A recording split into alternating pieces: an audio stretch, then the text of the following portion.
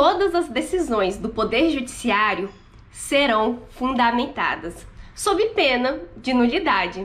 E esse é o teor do artigo 93, inciso 9 da Constituição Federal, que diz respeito ao princípio da fundamentação das decisões judiciais.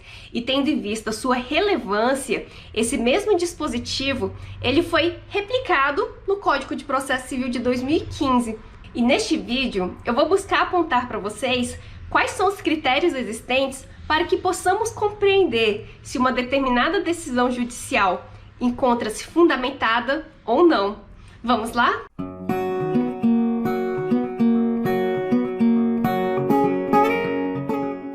O ato de decidir realizado pelo juiz, ele pressupõe uma atividade interpretativa em torno das regras e princípios aplicáveis e existentes em nosso ordenamento jurídico, o exame de fatos e provas pertinentes àquele caso submetido ao judiciário e, por fim, uma declaração em torno do direito do autor e dos efeitos jurídicos daquela decisão. E esse ato de decidir, que é proveniente da convicção do juízo, formada a partir da análise de um dado caso concreto, ele é um ato que irá se materializar a partir da redação de um determinado documento. E é esse documento que irá representar, por exemplo, uma decisão interlocutória ou uma sentença. Então, no momento da elaboração de, por exemplo, uma sentença, o artigo 489 indica quais são os elementos essenciais que deverão estar presentes nesse documento, no caso, a sentença.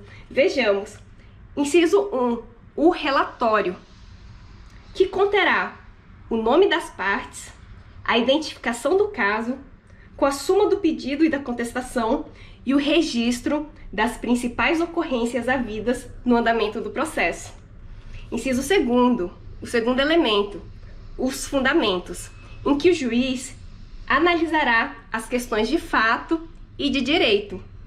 E o terceiro, o dispositivo, em que o juiz resolverá as questões principais que as partes lhe submeterem. E ainda sobre os elementos da sentença, eu faço destaque para as considerações feitas pelos autores Luiz Marinoni, Sérgio Cruz e Daniel Mitidiero. Esta obra encontra-se indicada na ementa da nossa disciplina, e os autores, eles fazem as seguintes considerações. Eles indicam quais são as funções desses elementos, e de acordo com a análise feita, o relatório, ele permite que o juiz demonstre para as partes e para a sociedade em geral que conhece o processo que vai julgar. E além disso, o relatório tem a função de permitir que seja possível comparar o caso que foi julgado com outros que ainda o serão, a fim de que casos iguais ou semelhantes recebam igualmente o mesmo tratamento. E daí parte a ideia dos precedentes judiciais. Inclusive postei aí um texto sobre precedentes judiciais, caso vocês queiram se aprofundar sobre essa matéria. O segundo elemento, a fundamentação. Com a fundamentação, o juiz exprime as razões jurídicas que o levaram a decidir as questões processuais e as questões materiais da causa da maneira como decidiu. E é na fundamentação que aparecem as razões que devem sustentar a convicção judicial sobre o caso. E por fim, o dispositivo. E para os autores, o dispositivo é o local em que o juiz afirma se acolhe ou não o pedido do autor. E em caso de acolhimento, o que deve ser feito para que o direito material seja efetivamente realizado.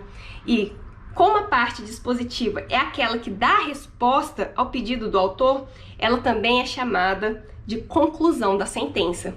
Então são esses os elementos e as funções ligados à sentença. E além da indicação dos elementos que deverão estar presentes na sentença, o artigo 489, parágrafo 1º, discorre sobre as hipóteses em que não se considera fundamentada uma dada decisão, que são as seguintes.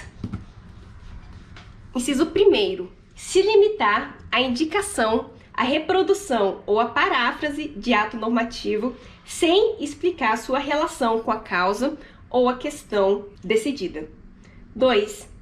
empregar conceitos jurídicos indeterminados sem explicar o motivo concreto de sua incidência do caso.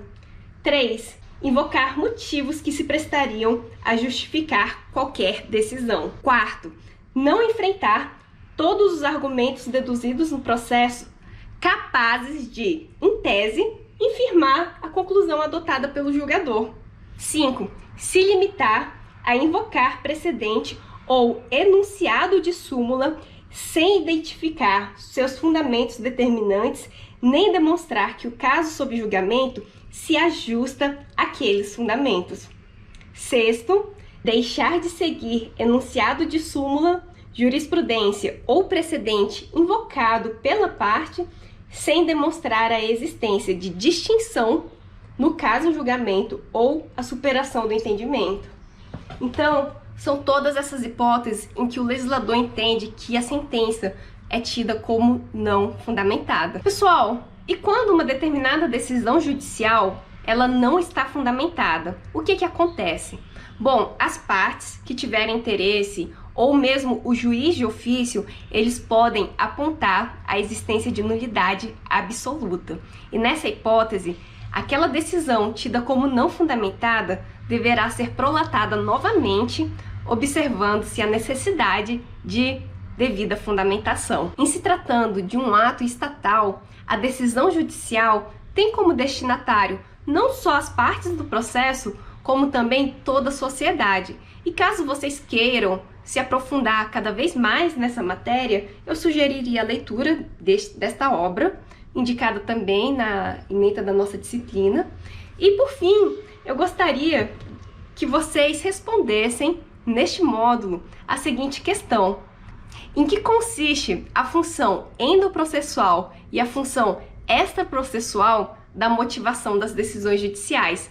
Isso vocês podem identificar no artigo que eu postei aí no Moodle, o texto obrigatório, ok? É isso, pessoal. Qualquer coisa, só mandar uma mensagem aí no Moodle e a gente vai se falando.